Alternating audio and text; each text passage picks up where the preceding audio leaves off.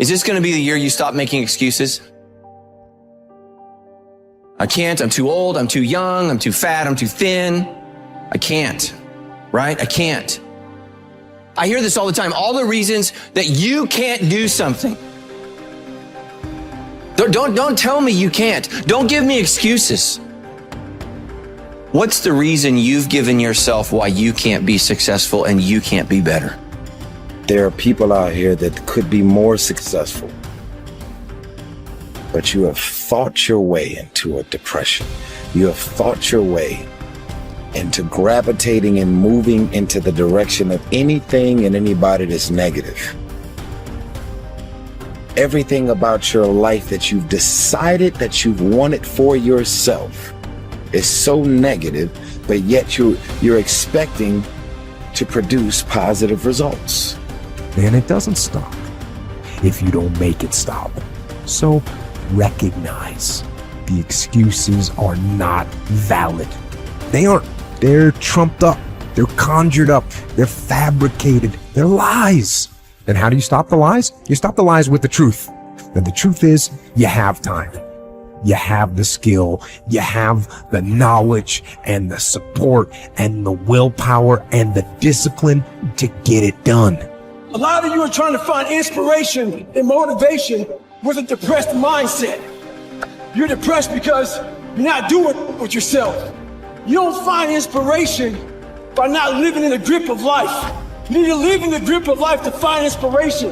Put challenges in front of yourself. When you put a challenge in front of yourself and you attack it, that's when you find inspiration. If you want all these things in life and you're just thinking that by some miracle of life it's going to magically happen, you got to wake up. The only way to get what you want in life is to get to work and go and get it. To look at all your adversity and all the excuses square in the face and push yourself out of your comfort zone to achieve what you want.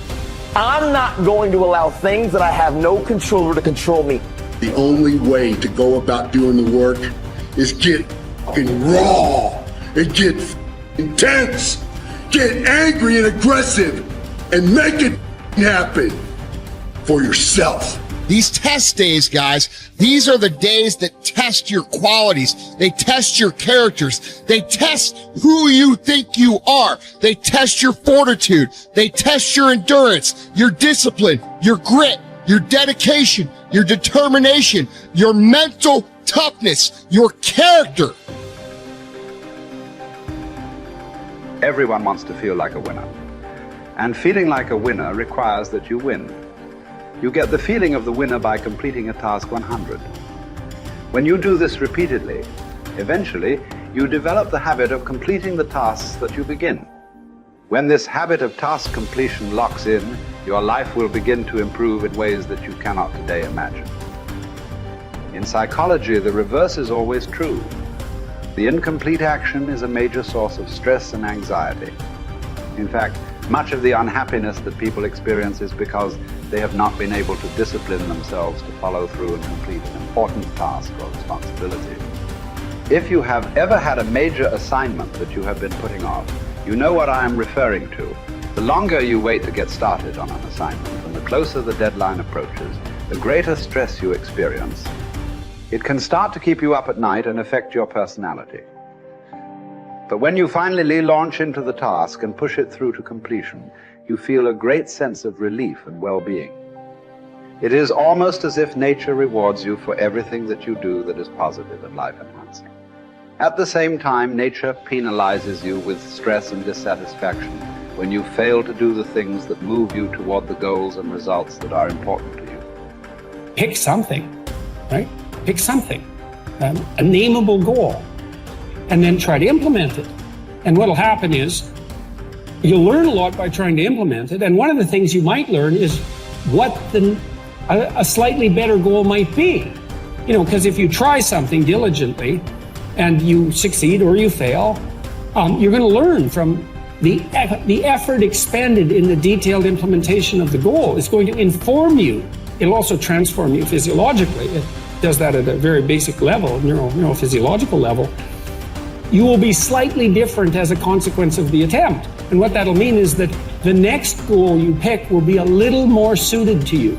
And so it's this kind of pathway, right? It's like maybe the goal you should be attaining is here, but you don't know that because you're clueless. And so you aim there. Well, it's better than there.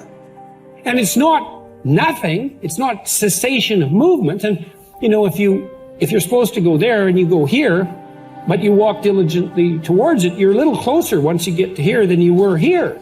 And it's this oscillating self-corrective process that leads you to the final star. And you have to be willing to engage in erroneous experimentation to manage that, but it is a self-correcting process. And so one of the things I always talk to my clients about is, well, let's try something, you know, and we'll reserve to ourselves the right to alter our trajectory.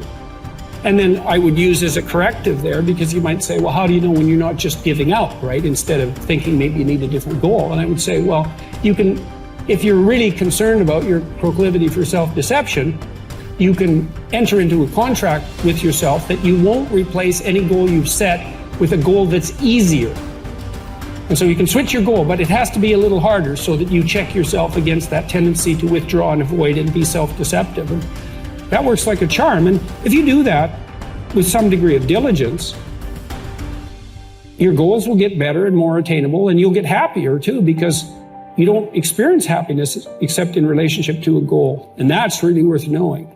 You know, and that's another thing to think about too. If your life is meaningless, well, you're not pursuing a valued goal. I mean, you might be depressed too, and sometimes that can be like an illness, you know, something that is really wrong with you. But a good rule of thumb is that if you find no joy in life, there's a very low probability that you're pursuing a goal that you regard intrinsically, like in the depths of your temperament, as worthwhile.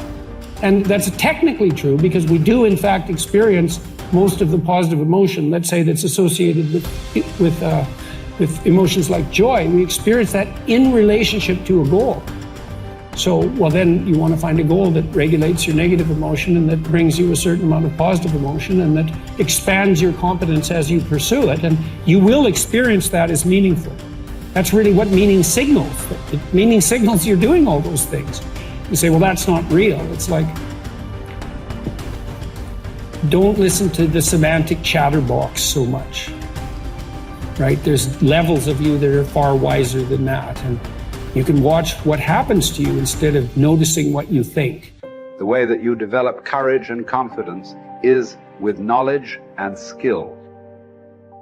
Most fear and doubt arises out of ignorance and feelings of inadequacy of some kind. The more you learn the things you need to know to achieve your goals, the less fear you will feel on the one hand, and the more courage and confidence you will feel on the other.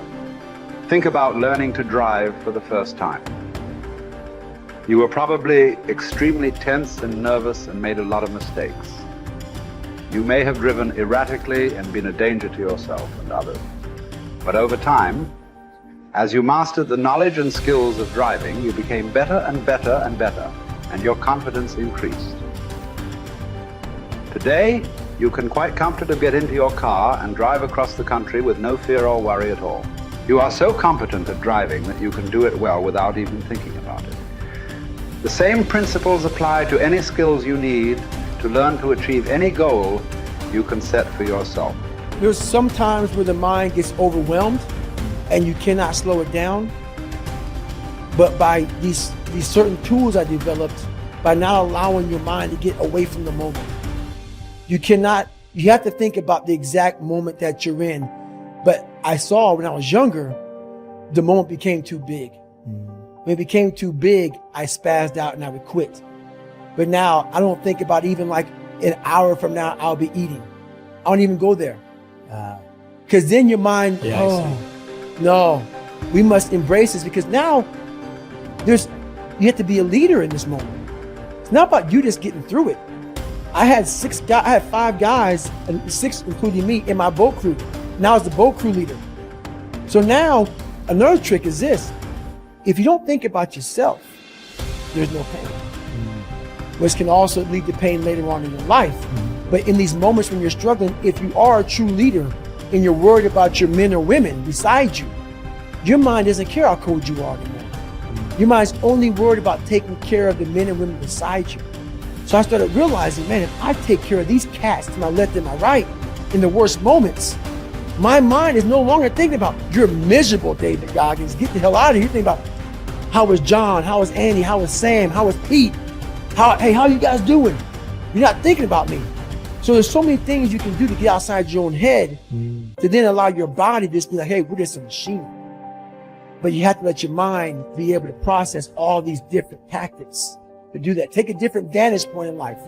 When you are in the hell, you can't see the beauty of being in it when you're in it. Get on top of that mountaintop in your mind. Get on top of that mountaintop and look down on what you're doing. You can see a whole different world. That world is beautiful, but you gotta get a different vantage point in the suck. Don't be in it. Spiritually, get out of it. Get that soul. Look down on what you're doing. Be amazed by the process of where you're at now and where you came from.